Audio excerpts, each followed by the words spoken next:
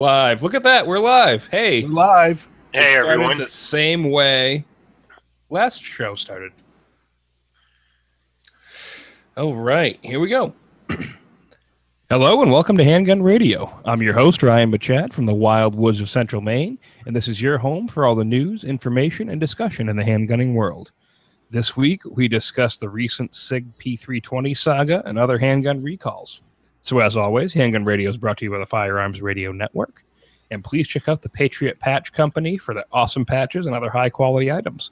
Visit patriotpatch.co for more information. I actually just got their Patch of the Month in, and it is the Summer Soldier. It had a picture of the, Super Soaker. I never really had one of those as a kid. I always had like the tiny little squirt guns, but it's really awesome. Sticker and patch, so if you're not a member of the Patch of the Month Club, you should really go join that. And always shop Amazon using our affiliate link, Amazon, firearmsradio.tv/Amazon, and it really helps the show, and a portion of your purchase goes to help support the Firearms Radio Network. So, Weird, if you wanted to support Handgun Radio, how would you do it? I would take my money and break it into pennies and go to a wishing well and think lovingly of us and throw it into the well. You come up with something new every week. Yeah, that just seemed like a good one. But no, or you could. I mean, if you're not going to be as imaginative as that, you could go to firearmsradio.tv/pledge and click on HGR. And there are a bunch of different pledge levels over there, and really appreciate it if you pledge your support over there. And thank you to all the people who have done so far. So we actually have a couple guests on this episode. We have Bob and we have Brett. So Brett, how you doing? I'm doing great, Ryan. Good to be on the show. And Bob, how you doing? I think this is the first time on, right? Yeah, I'm doing very well, Ryan. Thank you. So we are going to talk about the Sig P320 drama. If you'll notice on the Handgun Radio page, I actually have not really posted much about it. I've kind of kept my nose out of it. I haven't read any of the articles because I was sure everybody else did, and I knew we were going to do a show on it. And I kind of wanted to have an unbiased perspective. So the only article I'll say that I have read is the one from the Firearm blog where Patrick hit the Sig 320 with a hammer from behind. And honestly, I mean, his video, I think, was a little bit more unbiased than a few of the others. I've had a little bit of experience with the 320, not a lot. But I'd like to hear what you guys think. Before we get into the main topic, we're going to go with a week in review. So, Weird, what'd you do this week? I haven't done a whole ton, but I thought I'd share with the audience a very, very interesting experience. So back at the NRA convention, I just grabbed just before I left for the NRA, my wife found out that my daughter has a very, very strong crush on Carl from In Range TV. Like, she's in love with Carl. I'm actually a little uncomfortable by it, but that's the facts, and I'm not going to deny them. How old is she? She is she's going to be 4 in October. And it was hilarious. Like, I pulled up another video, and it was Ian, and she's like, "No, I want to see the other guy." So sorry, Ian. She likes Carl. But yeah. So my wife suddenly spotted her, like, just amazingly, hilariously enough. Like, I've got like gun magazines sitting on the table beside my chair. I'm reading gun magazines all the time. She has no interest in firearms whatsoever until she saw the In Range TV mud tests. And then my wife's like, "All right, we need to do something about teaching her some gun safety." I said, "Well, I'm going out to the NRA convention, so I'm going to grab a whole bunch of Eddie Eagle stuff." So I just swung by the Eddie Eagle booth and grabbed like one of everything. And in the show notes, I just linked the YouTube video because, let's face it, you don't need to get any special package. Just get their YouTube video. That's fine. Watch it with your kids. And it's a good video. My daughter loved it. She thought it was a whole lot of fun. And the other day I was out, we had a cookout, and we were eating out on my patio. And of course, as you know, when you finish eating your cookout at the patio, the flies come to eat up the dirty dishes. So I grabbed my bug assault and I was blasting those. And my daughter walked up to my bug assault and goes, "Look, it's a gun. I'm going to leave the area and tell an adult." And then she was making me put it down in various places around the yard so that she could leave the area and tell an adult. Well, that's And so fantastic. it blew my mind. Like it blew my mind. Like I like Eddie Eagle. I like the NRA, but I'm not that much of a Kool-Aid drinker. But it really does work. So if you've got young kids like a certain Michad, you might want to get your hands on some of that stuff and start exposing it to them because it's really good training. I'm really glad that she wasn't like aware of that when we were down there, because I'm pretty sure you and I were standing in the backyard after finishing our flights of whatever you made, and like, hey, put your hand out, let's see if the bug assault hurts. Yeah, we were kind of shooting each other with that. It is awesome. By the way, I also broke it today. So what? Yeah, the piston's moving. I can feel it. It's recoiling, but it's not shooting any salt out of it. So I'll be taking it apart and seeing what it looks like inside. Oh, you should send it to Grant. This is a good time of year to go out. Grant, will you fix this for me?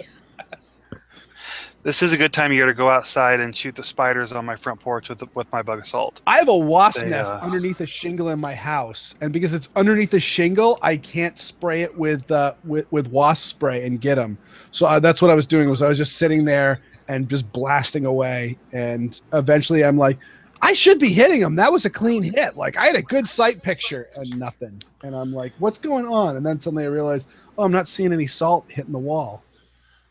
See, I like the spiders because they'll fall down on the silk and they'll be a moving target. So yeah, but spiders are no shoots for me because they're kind of we're kind of in the same team. Yeah, my wife hates them, so I get free reign. Yeah. So Bob, what did you do this week? I took 4 guys shooting, kids. They were in their 18, 19, 20 years old. And my plan was to let them shoot a whole bunch of 22 ammo, but they decided that they preferred shooting the 45. So now I'm getting ready to load a bunch of 45 because it's all gone. All gone. Well, at least you can reload. That could get expensive in a hurry. Well, I told them, I said, look, the first taste is always free. So, next time you're more than welcome to come out, but you're buying your own ammo, or you come over to the basement and let's reload some. It's like, I mean, I don't know what 45 is like, but like 357. I mean, I looked at a box the other day at the store and I'm like, man, I could not imagine paying that much and going out and shooting that, not like cringing every time I pull the trigger, as opposed to when I load my own. Oh yeah, if I did not reload, I would not shoot my 45 Colt, because that's like 75 cents a trigger pull. Weird, you could reload if you set your press back up. Well, I mean, like honestly speaking, I'm almost out of a 357. That's enough just for me to go to town on my single stage. It's still working fine. I do need to take apart my press and see and send it back to Lee and see if they'll fix it.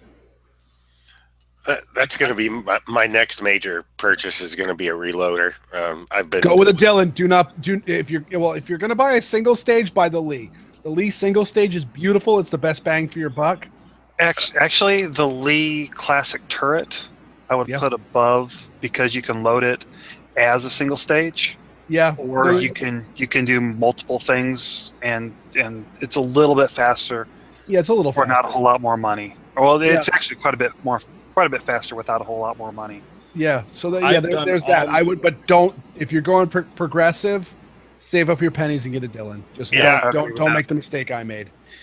I've done all my loading on my Lee single stage. I've been extremely happy with it. Right now, you guys probably know I have it mounted to like a 1-inch thick piece of 2x4 or whatever the hell it's called. I don't even know what it's called. But it's just a big piece of wood that I clamp to my kitchen table, and it still works fantastic. I mean, I load in batches, so I'll have my loading tray of 50 empty cases or whatever, and I'll do all the depriming and resizing, then I'll prime and do all I have to do with that. Yeah, but once you get a taste of a true progressive, you're never going to turn back. You're going to be like, oh my God, why did I do all that? Oh yeah, I would never want to load on I've got a Lyman T-Mag, and that's only for rifle. All my handgun goes to my Dillon. Like, I feel better seeing every single one. I don't know. I'm weird. Yeah, I was in a buddy's garage 2 weekends ago, and he had a Dillon 650 set up and just cranking out 9mm on every stroke of the the lever, so it kind of got me intrigued. It's awful nice. Well, I mean, the Greg Durr of Durr Precision Arms, he's got like 6 of the Lee Pro 1000 set up, like one for every caliber that he shoots.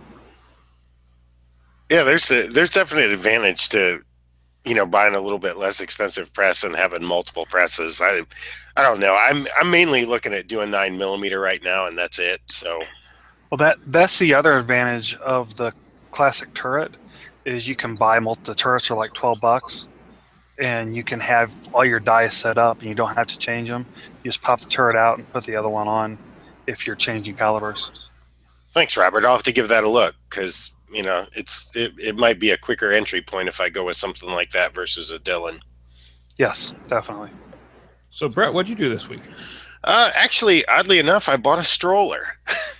I've been shooting a little bit of 3-gun for the last year and a half, and I'm tired of lugging my gear from one bay to another. So I bought a jogging stroller, and I'm going to turn it into a 3-gun cart for me and my daughter. So she's taken an interest in shooting, and she's 12, and she shoots a M&P 1522 and a Ruger Mark III. So now, couldn't you I think some of them come with the little sunshade. Couldn't you strip the cover off that and use the racks to hold your rifles, shotguns, and stuff from falling out? Yeah, I literally just started playing with it right before the show. So I had to put a new tube in the tire, and now I'm looking for ways of how I'm going to hang guns off of it. And would you get it at a yard sale? Yeah, $30. Oh, good man, good man. I'd say strip as much of the cloth off and all that stuff, and see what you can build for shelves and whatnot. Yeah, I'll post pictures of it on the Handgun Radio Facebook page. Just weld a 55-gallon drum to the frame. Yeah. Go ahead. My Pelican case won't fit in the seat, so I got to figure out something else for my guns. So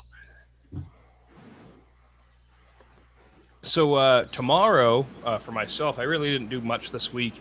If you've noticed, the show has kind of been releasing sporadically. It's because these next couple months are really busy for me. The summer gets really busy for me with music gigs and stuff.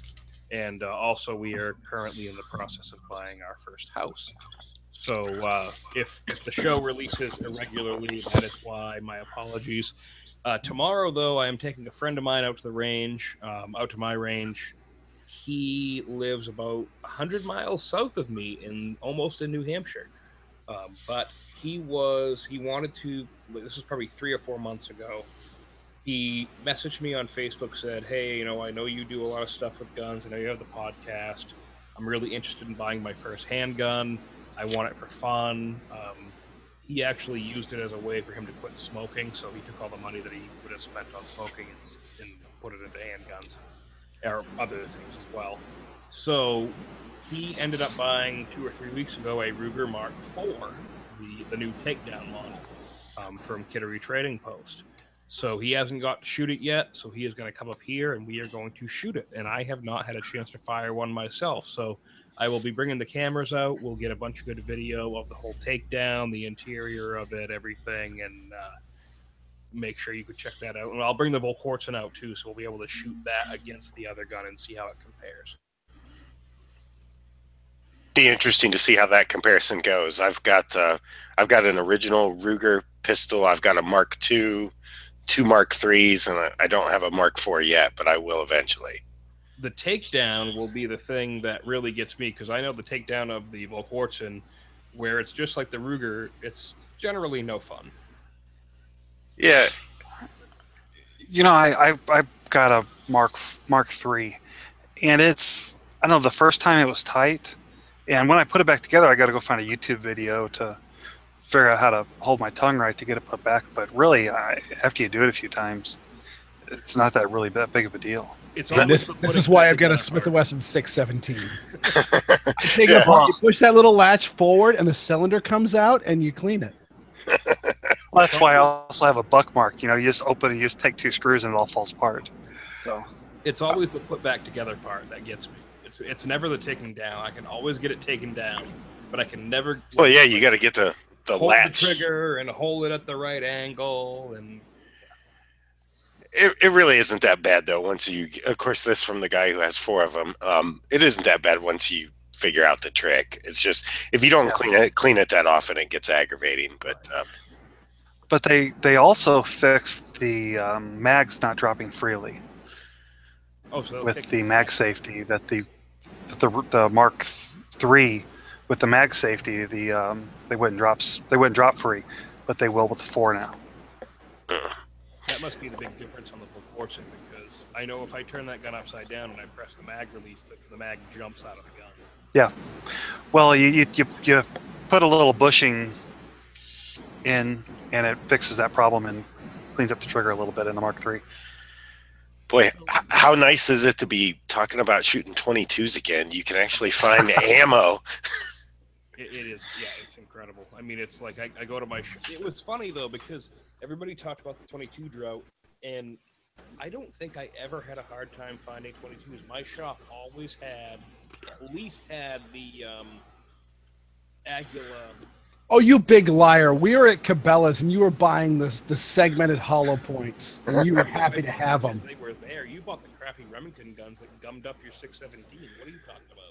It didn't do anything by 617. It's a revolver. It'll shoot anything.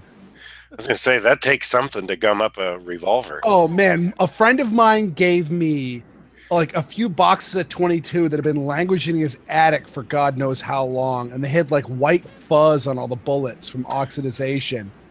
And some of them didn't go off. And that was the end of the drama for those. Like, I would not have put that in a semi-auto. No, that sounds like bolt action fodder. Yeah, or 22 revolver. Yeah, yeah. I don't have like one I said, of those. when I bought my LCR 22, it was right in the middle of the 22 drought, and the guy kind of gave me a little sideways glance and said, "You want some 22?" And I said, "Yeah, I'll take some 22." And I go, "Ooh, what is it?" He looked at me, he goes, "You're buying a revolver. What do you care?" And I go, "Oh, good point." And it was the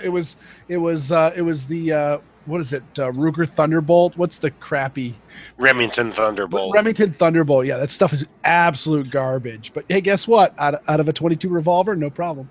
You're like Dave Chappelle. Y'all got them like 22s? We actually have boxes and boxes of the CCI Mini Mag seconds. Ooh, at nice. our farming home, and so it's 200 rounds for like $12. So that's why I've been picking up and shooting a bunch of those. I take that. Think of it. The stuff I've been buying. Let me go grab it. I got a box right here. And away he goes. I've been buying the Cheatham Troy Landry mini mag boxes. Most of my local shops have had those lately, and I'm sitting here looking at. Let's see, I've got six of the 300 round packs stacked up. So that's the most I've had in a long time. I've been buying Agula Super Extra 22 long rifle for my local shop. I think the height of the scare is an old box. It's $4.99 for a box of 50. By the way, is anybody else having trouble hearing Ryan? Yeah, I was just thinking the same thing. How was that? That's much better. All right. Yeah, it was the Agula Super Extra $4.99 for a box of 50. Yeah. The Agula have shot very well out of, at least the Super Extra, have shot very well out of all of my 22s. I don't think I've had a single misfire with this ammo. And they run the 22 pistols just fine. As opposed to some of the weaker stuff that doesn't like to run all that great. So, Weird, what is your drink segment for the week? So I've been talking about locally made spirits, and I got to think that we have got to go. We got to plan a trip where we go to the Old Port in Portland and hit this place called Liquid Riot Distillery. They make some really, really cool stuff. It's right on Commercial Street, and I was at a local bar that stocked a bunch of their stuff. No, this was like a month ago now. But they've got this thing called Fernet Michoud, and I think I had to have talked about it in an earlier show of Fernet Branca, which it is an Italian digestif. It is an herbal concoction with a lot of funky, bitter roots, but also mint is one of the overlying flavors. And let me tell you, if I had some indigestion today, I don't know why, but I poured myself a glass of that stuff, and it clears it right up. Like it's actually, they're scientifically proven that the what is it? Is it Angelica? I'm trying to remember which one of the roots that they use in this stuff actually does stimulate digestive juices and can help with the digestion.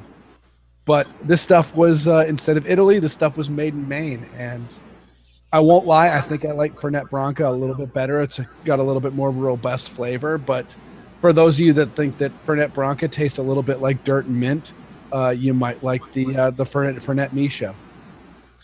So we're going to have to go to this thing. We're going to have to go to this thing. And again, if you get concerned, all we're going to do is limp across the bridge to my parents' house, and we can sleep it off. All right, so there's a link in the show notes, and with that, we will head into the main topic, the Sig Sauer P320 saga and other handgun recalls. So, guys, what's been going on with the Sig 320? Lots of beautiful memes. That's true. My favorite, I think, was a drop it. Oh, don't drop it. He has a Sig P320. Okay, put it down slowly. The thing that got me was Grant got one that was obviously like a little paper packet, like with a 320 printed on the side of it, filled with mercury fulminate, or some sort of fulminate, and the guy throws it and it just blows up when it hits the ground. Or they could, the U.S. Army could save money by using the 320 as a hand grenade as well. Use the old ones. And there was one of a cargo plane dropping 320s over North Korea. So you'll notice that Handgun Radio didn't share any of those memes because I kind of purposely stayed out of it because I wanted to kind of be someone who doesn't know anything about it. So educate me. Apparently, if you drop the gun just right on the back of the slide, almost repetitively, it will fire. There's quite a few videos, and I watched them. I mean, I hadn't bought a 320. I've got Glocks and Glock mags, so the thought of switching didn't really appeal to me. But it's a pretty nice pistol. It just it's odd that it passed the military trials without them finding this. Well, the big thing is that, at least as far as, I haven't gone like super duper in depth on it, but my understanding is that because the trigger doesn't have that little trigger tab safety like on a Glock or a XD, or really just about everything except for like the M&Ps, and they've got the segmented trigger which does the same thing. But because the trigger is so large and massive, and it's really the same trigger that was used from the 250, when the gun is dropped directly on the back of the slide, the gun comes to an abrupt stop, but the trigger stays in motion. And so it's not that there's any of the passive safeties are failing. It's that the trigger is actually getting pulled by the inertia of the gun falling. Yeah, because the X5, or the model with the flat metal trigger that's a lot thinner, that model doesn't misfire at all. So yeah. It has a lot to do with the weight of the trigger, like Weird says. I've told a few times about the fact that a friend of mine let me borrow his Clark custom gun, and me being more of a combat 1911 shooter than a bullseye 1911 shooter, instead of hitting the slide release on the gun, I just grabbed it and just quickly had the slide locked back and put a fresh magazine in and just went over the top of the slide and just racked it back real hard and sent it around into the dirt in front of me. And the reason was all of that force of me racking that slide in there was enough to get that like sub 3 pound trigger to press. The trigger stayed in place while the gun moved forward and the gun fired. I mean, I think it's obviously a legitimate concern if you own one of these pistols, especially if you carry it for defensive use. What if the thing pops out of your holster and drops on the ground? Well, and I mean, you've got everybody coming from every different direction talking about this problem. The memes are funny, or memes, or whatever the hell you call them. Memes. But in all honesty, they don't help the situation, because this is a legitimate problem that needs to be addressed. We expect guns to be drop safe. I expect every gun that I drop, and aren't we all trained to, if we drop a gun, don't try to catch it. You're liable to shoot yourself if you catch it. Exactly. That was one of the things I stressed to the guys this weekend. I said, if one of my guns, if it drops, you let it fall. And I explained that to them, and And in this situation, it's everything we're taught, in my mind, any gun that's not my Colt 1903 that I had or anything, I wouldn't expect that to be drop safe, obviously. And there have been incidents showing stuff like that isn't. But most modern firearms, the Steyr, the Glock, the Smith & Wesson revolvers, etc., if you drop them, in my mind, I'm saying, I'm not catching them. They're going to hit the ground. They're not going to go off. They have redundant safeties designed into them to prevent them from doing so. And this is a situation where, let's say, you're wearing a 320 in a shoulder holster. You've bent over. I had this happen to me once. It was, I don't remember what it was. I had a crappy shoulder holster when I first started. I don't remember the gun. But it fell out of the shoulder holster. And I'll tell you, that gun hitting the ground and looking into the barrel as it hit the ground was probably one of the scariest things I've ever seen in my mom's kitchen. I can imagine. I had an incident in a rest area a long time ago when I first started carrying inside the waistband. I dropped a 1911 on the tile floor of a rest area bathroom. Something you expect from a gun that you're going to carry is you expect it to be drop safe. So, well, it certainly reinforces getting a good holster. But yeah, it was. You expect it to be drop safe. Which is why I'm surprised we haven't seen more of a response from SIG. Yeah, I think they're sitting back talking to their lawyers. They don't want to say too much or too little, but obviously, I mean, right after the videos started dropping, they issued the recall. So it's obviously something they're taking seriously. But it'll be interesting. It'll be interesting to see what the fix is, and if the trigger. Sometimes when this happens, you'll send a gun in for a recall, and then when it comes back, it'll have a ridiculously heavy trigger pull because they've swung the pendulum so far the other way to make sure that it's safe. I'll be curious to see what happens, because that was one of the good features about this gun, I thought, was the trigger. Was very, very nice. So what do you guys think in terms of SIG's response? And then also I saw a Firearms blog article talking about the fact that the military handgun pistols that went through the trials and are for the military specs don't have this issue, supposedly. And every gun that gets sent back to SIG for their voluntary refit is going to get that MHS trigger. What do you think of that? If SIG knew about this, why wouldn't they issue a recall before stuff like this became public? I would have to think they would have. I don't think any company would be so negligent to put a firearm out there that they knew there was an issue with. I think this was just a case of, hey, this never happened in testing. So I don't know. Have you met Remington? Yeah, but this is SIG. Okay. I mean, I've had a Sig Sauer P320 for a number of years. It's never failed me. I've never been worried about it. But there seems to be a lot of people posting videos in the past week or so, being able to repeat this. So I'm like you guys. I'm really surprised that they haven't. And like you said, they might be hiding behind the lawyers for a little bit. Not hiding, but standing behind them. And it's just very interesting to see their response. And also, I heard somewhere that it was just a voluntary recall for the for the new trigger. Yeah, it's a voluntary upgrade. Now, most other, like look at Ruger. Every time there's an issue where there's a potential safety hazard, it's like, bring it back in, don't use it. Under no circumstances should you use this without us modifying it. And yet, for some reason, this is a voluntary upgrade. Yeah. Well, and they're calling it an upgrade. So, there's certainly some spin there from a marketing standpoint. And I mean, I'm not by any means a Sig fanboy.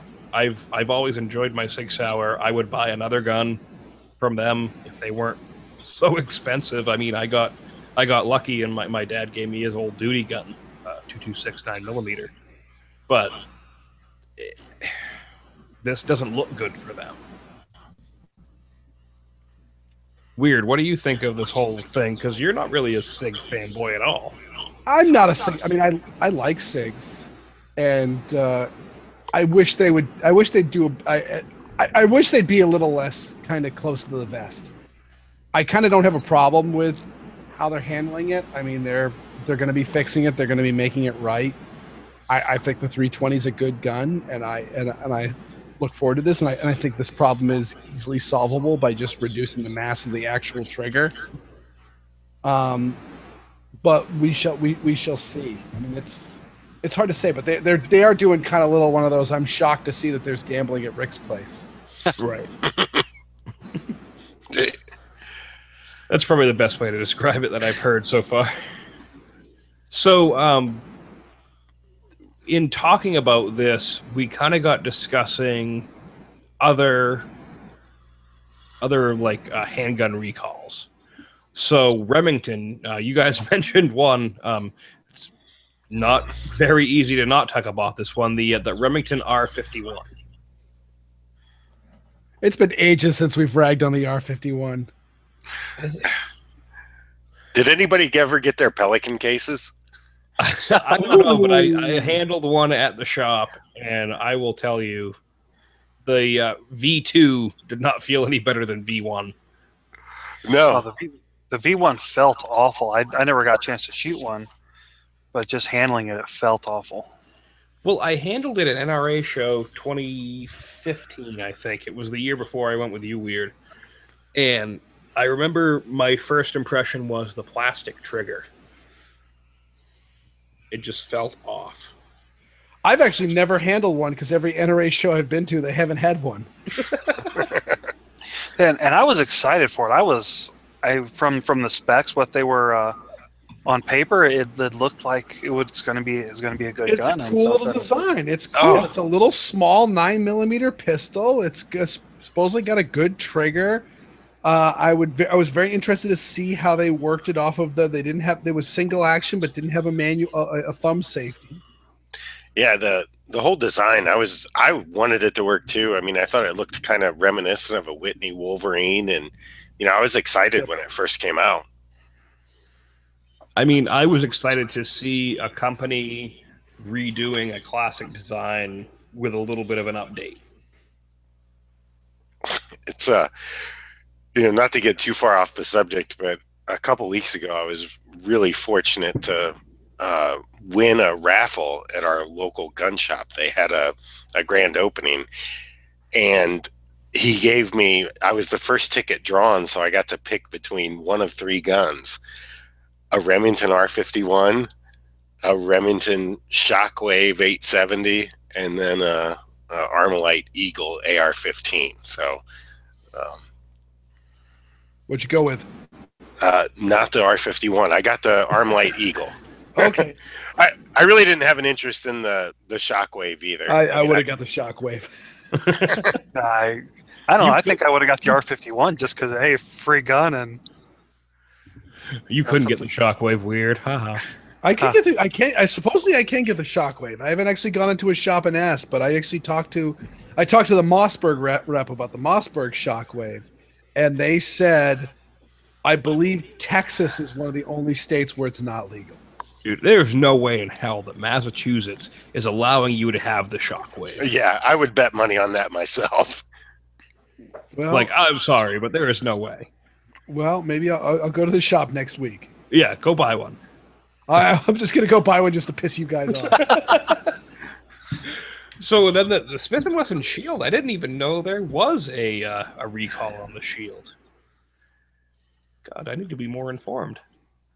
I think that was more of a consumer update. So there was, if you go to the link, it's basically, they had when you touch the trigger, there was a little tab that stuck down, and if the safety didn't work, it would allow the trigger to be pulled, basically, and you would return it for service. I don't think it was a big deal. And at the time this came out, the Shields were, at the height of their popularity, so I don't think it really hurt them at all. So the next one, it's actually probably the most recent one, Ruger, with the Mark IV pistol that I'm going to shoot tomorrow. I should make sure that this one has the refit, because apparently it has the potential to discharge unintentionally if the safety is not utilized correctly. If you have the safety between safe and fire, and you pull the trigger, and then you drop it down into fire, it can fire if it's not functioning properly. So what, the trigger builds up some tension and then you release it when you drop it off safe? It actually drops down. It drops past the sear onto the safety. Yes. And so therefore turning the safety into a trigger. Though I don't have any anecdotes on it. Again, most of these recalls are going to be recalls where there's been no incidents, there's been no things, just they've discovered something at the factory that might be a problem and did a recall. And this is one of those. And I know Michael Bain was talking about on his thing, he took his before he sent it back to be retrofitted, and he tried to replicate the problem and he couldn't. Yeah, he actually talked about not sending it back because he couldn't replicate. He was afraid that the trigger would come back worse than before he got it. I mean, Ruger, and let's kind of talk about that. Ruger has always been very good with every firearm they make. If there's a problem, they take it back, they do whatever fix they need to make, and they send it back to you.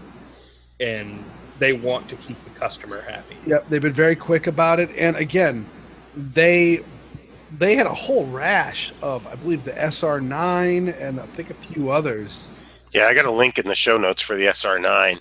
Yeah, it's further down, but yeah, they had quite a few recalls. Yeah, Ruger's a good company. Even again, another personal story, but I purchased a Ruger Mark III used, and it was having some issues, and I called them just to see where a factory service center was, and was going to pay to have it repaired, and they said no, just send it back. And they replaced the bolt and a bunch of other parts and sent it back with a letter that said, thanks for buying a Ruger, even if you bought it used. Yeah, but like Ruger's had a ton of recalls. That doesn't necessarily mean they're a bad company. Again, as far as I know, there hasn't been any injuries or even reported, accidental discharges from a Ruger handgun. They've just discovered and said, we could do this a little bit better. Send them back. We'll fix them. That's really something to think about. Even their old 3 screws, if you send one of those in, they will put that transfer bar safety in. So be careful. Don't send an old 3 screw without the transfer bar safety back in there to them, or they will fix it for you. Yeah, that's a case where the gun's worth more money if it hasn't had that fix done. I have to laugh. Brett, you put in the link that Daniel shared with us of all the various firearm recalls that have happened throughout the years. And we have Bryco Arms. Why am I not surprised? Ring of Fire. Yeah. Wait, Bryco bothered to recall them? Yeah. Let's see. A Bryco Jennings Model 9, 9mm Luger caliber semi-automatic pistol. Warning, the Bryco Arms Model Jennings 9, 9mm semi-auto pistol is subject to accidental discharge. Really? The pistol magazine safety is subject to failure when the trigger is pulled and the magazine release button is depressed simultaneously. When this occurs, the pistol will fire even though the magazine has been removed from the pistol. Yes, and most of them, if you have a round in the chamber and you drop it, it'll go off too. So, unless you pull the trigger, in which case it might not. Yeah, surprised just how many handguns were on that list from Firearms ID. That I never knew about that website till I was searching for stuff to do with the show. So Oh, that's pretty bad. The COP 357 Derringer, the only gun that company ever made, had a recall. That's good. What was the problem? May have the potential for sympathetic multiple chamber discharge and may discharge when dropped. Multiple chamber discharge? It was a 4-barrel 357. Yeah, but I thought that gun had just one firing pin that was on the little rotating. COP pistol did not incorporate a drop safety until late 82 or 83. Pistols produced before this time frame may be subject to a discharge if dropped. At the same time, an internal design change was incorporated to prevent the retaining plate from allowing a second firing pin from coming in contact with a live cartridge not under the hammer. Curious. Oh, so it had one hammer but 4 firing pins. That must be the case. Yeah, okay, that makes sense because I know that was one of the first questions that popped up when a friend of mine on a gun forum mentioned that he had a Cop 357, and so I was like, oh man, can you volley fire that? He's like, no, it's just got well, he said 1 firing pin, but it may have 4 firing pins but 1 hammer, but no matter what, you can't get it to fire more than once. So how about Glock? Have they had any significant recalls? Who wants to take this? Go ahead. You sound like you're itching. Oh, I mean, I'm not particularly itching. Actually, I'm not actually super familiar with this. If somebody's a little more familiar with it, please take it away.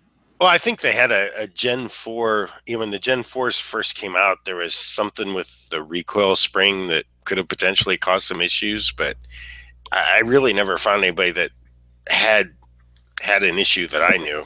I heard something about, like I said, I haven't looked too deeply into it. I heard something about the fact that the gun could actually bump off of the frame rails, which would cause the striker to slip free of the firing pin block and all that, so they could drive forward. I don't know. It's one of those things of did it ever hurt anybody? Probably not.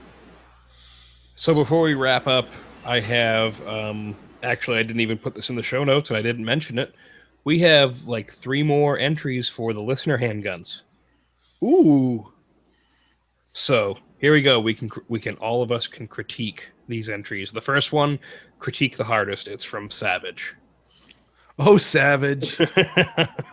Does he want a 1911 derivative? No, well, maybe. So Savage's entry was the CZ99 frame with a thinner grip and a mechanism, CZ75 slide setup, chambered in 7.62 by 2.5.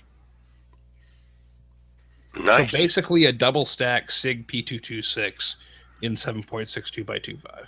So 30 Tokarev. Yeah.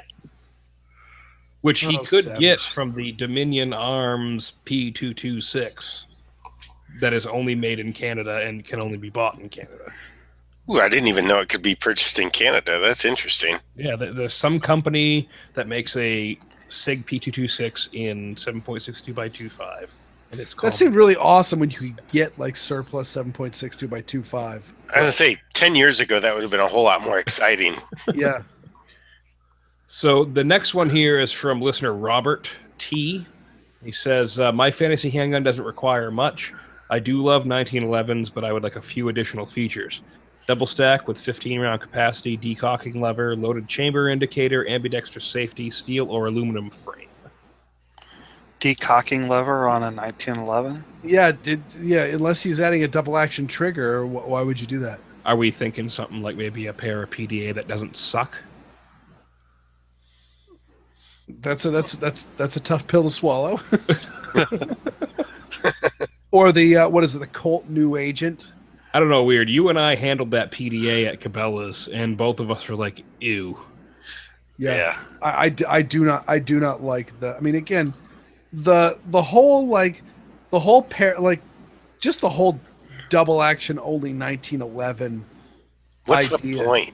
Yeah, what's the point? It's an answer to a question nobody asked. At least with the Colt New Agent, they deleted the grip safety and the thumb safety so that it was just double action only and it's 1911-ish.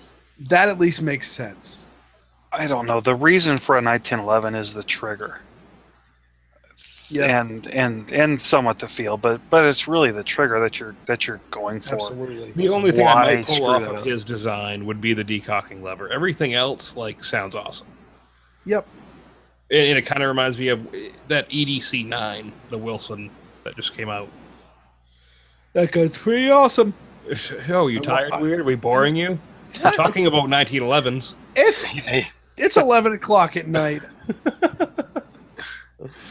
All right, so we got that one, and then we have listener Chuck. Number 1, take the Ruger LCP, not the original, not the LCP2, and keep it in 380. Extend the barrel to 4 inches, depending upon how the proportions end up looking.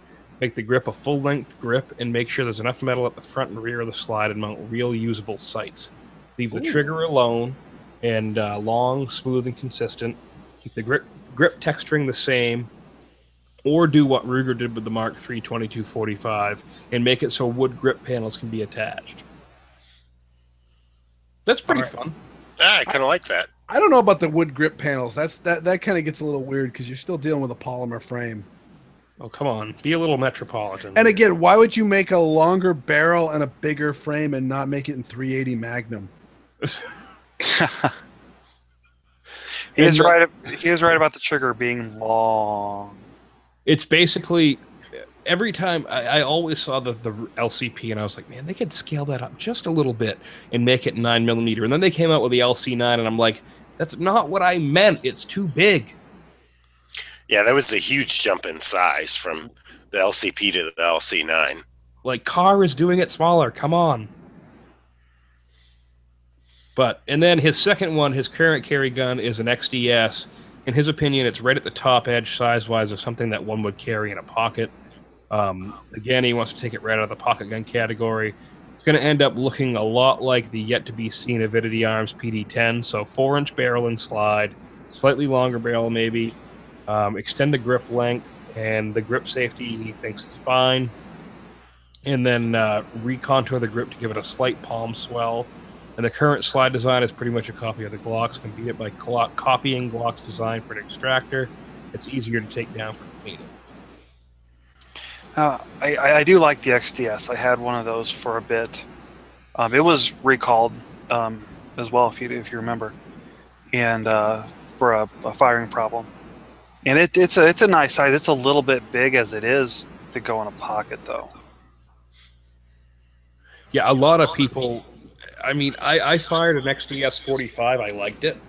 I liked it better because I didn't get my hand bit like I do when I shoot a 1911. Because weird, as you know, unless it has a huge ass beaver tail, my hand gets bit.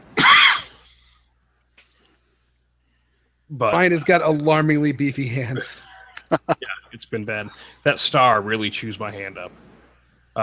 But no, I mean, I liked it. I've just heard a lot of people ragging on the Springfield XDs in general in terms of like parts breakage and overall service life. And I've not shot one enough to be able to even make a judgment. But that's what I've heard. I shot the XDS for a while. It does have a problem if you get anything in the striker channel. I wasn't paying attention. I cleaned it. I put a little, got a little oil in the striker channel, and I kept getting light primer strikes. Did some reading, swabbed that out, and that problem went away. But it's just something to know. But if as a 45 and that small, it really handled the recoil very well with that small and light of a gun. Excellent. So we have a bunch of different links in the show notes to a bunch of different recalls there that you can check out as well. Or we could do a whole new show on it. Yeah, or we could do a whole new show on them. So check them out. We may talk about them in the future. We'll do a part 2 or something. So with that, we'll head into the wrap-up section and close out the show. Don't forget to shop Brownells using our affiliate link. Head to firearmsradio.tv and click the affiliate link in the upper right-hand corner. Be sure to go like Handgun Radio on Facebook and share it with your friends. And leave us a review on iTunes. It helps the show in the iTunes standings. Listen to all the great shows on the Firearms Radio Network, and be sure to visit the Firearms Insider for reviews and more awesome content. Be sure to check out the Firearms Radio Network on YouTube. And Weird, where can people find you? You can find me at my blog, which is weirdworld.com. You can also hear me on the Score Report and the Gun Blog Variety Cast. And Brett, thank you for coming on the show. Really appreciate it. Always a pleasure. Thanks for having me. And Bob, thank you for coming on the show as well. And I can't wait to have you on the show again. Now that we're doing it live again, this will be happening a lot more often. Thank you. It was fun. Really appreciate it. So, and Weird as well. Thank you as always. Oh, that's good. And until next week, have fun and safe shooting.